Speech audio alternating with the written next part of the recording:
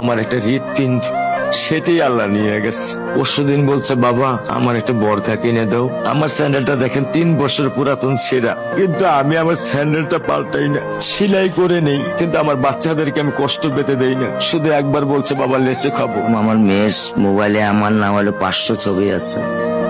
আমি এখনো সাহস পাইনি আমার মেয়ের একটা ছবি বের করে দেখতে। আমার সে সাহস নাই।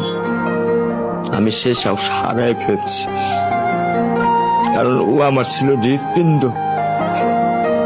ওর জীবনে এমন কোনো চাওয়া নাই যেটা আমি পূরণ করি নাই। পরশুদিন বলছে বাবা আমার একটা বরখা কিনে দাও। আমার চাচতো ভাই বললো ভাই ইসলামপুর থেকে 300-400 টাকা পাওয়া যায়। আমি সাথে সাথে নিউ মার্কেট থেকে আমি 1000 টাকা দিয়ে আমার মেয়েকে বরখা এনে দিচ্ছি। আমি দরিদ্র, ভাঙা বাসায় থাকি।